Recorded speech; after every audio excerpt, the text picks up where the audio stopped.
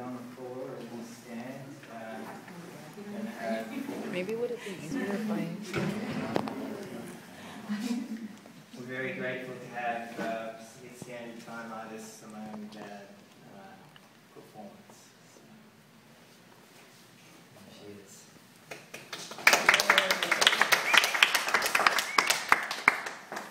She's so chic and adorable. No one thinks she's deplorable when men all turn around just to see Mademoiselle de Paris.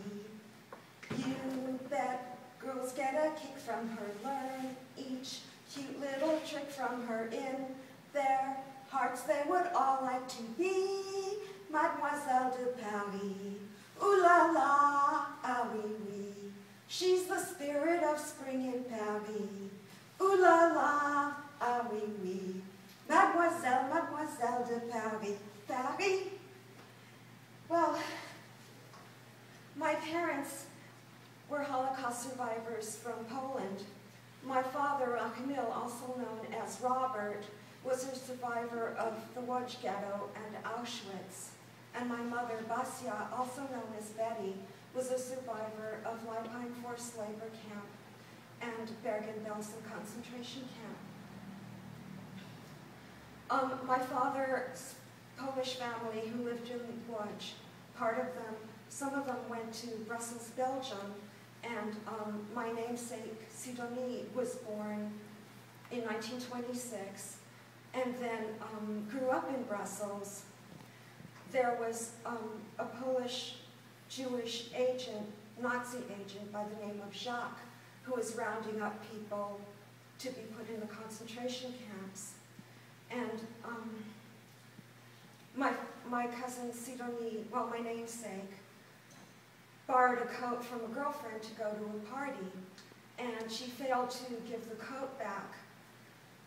So after she left the party, her friend waited outside and pointed her out to this agent, and she said, "See this girl?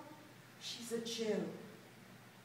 So she was taken to Mechlin, to a deportation camp, and from there was deported to Auschwitz, where she died a horrible death.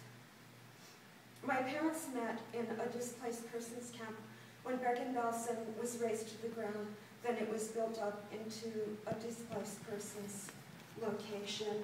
And after that, my father moved to Brussels to be with his family because my parents, well, the Jews couldn't go back to Poland because the Poles were killing people who tried to come back and claim their property. So my mother followed him to Belgium, and a year later they were married and I was born. I spent my first 4 years there, and then we emigrated to the US via Ellis Island and settled in Boyle Heights. We were sponsored by my aunt and uncle, who were also survivors. And then we came on a quota system. So my mother got me into showbiz as soon as we arrived, and she got me into Mechlin Studios, where I did lots of USO shows, among them on the bill with Abbott and Costello, where I tapped in Rumba.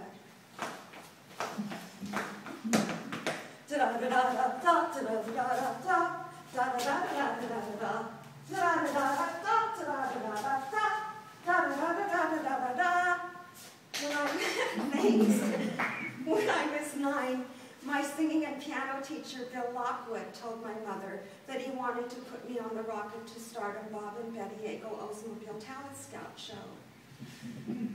Well, my mother told me at 3 a.m. that I was going to sing at 5 a.m. and I became really nervous. So she made me a cup of hot tea with lots of lemon and honey, and then we piled into a cab and drove over to the studio on Western Avenue.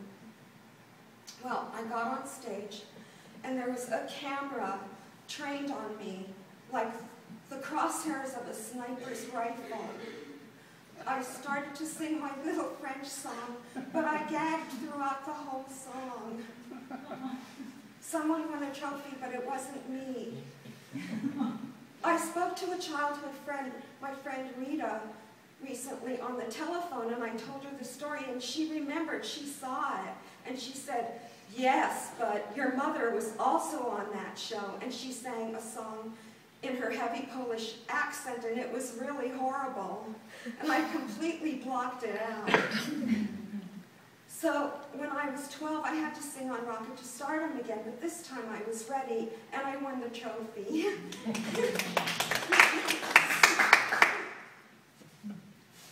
When I was 12, we moved from Boyle Heights to Queen Anne Place near LA High School. And I spent my last semester at the elementary school. And I felt like a little wallflower. I hardly knew anybody.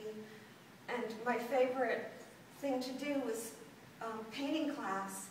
And I learned how to make Victorian paintings of Victorian buildings. Well, my father was the first one who taught me how to draw when I was a little girl, and he was a European custom tailor. He worked for some really big designers in Los Angeles after the emigration. So I learned how to draw a camel and a horse, and then a house. Well, anyway, we were looking at the Jewish Zeitung, which is a Jewish paper, and we were both fans of the ice capades.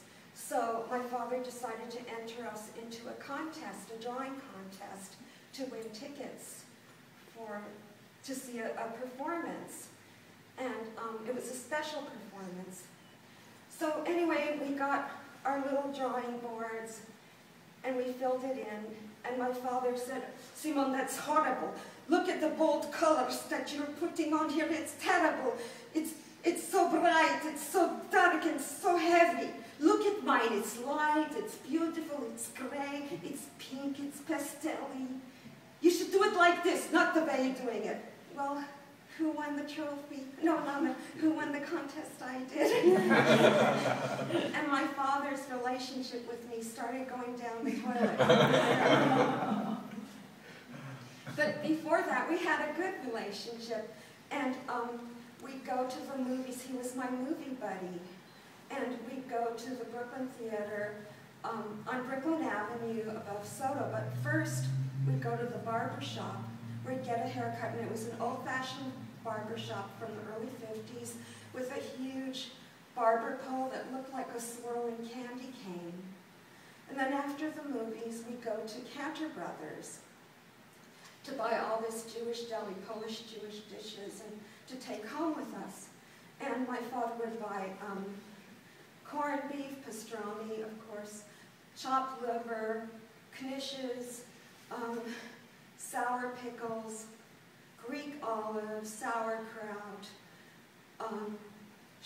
schmaltz herring, smoked whitefish, and then for dessert, he'd buy chocolate-layered, 7-layer cake, chocolate rum cake, chocolate rum balls, which were really heavy, reeking with rum, Hungarian cheesecake with yellow currants, and poppy seed and cherry hamantaschen.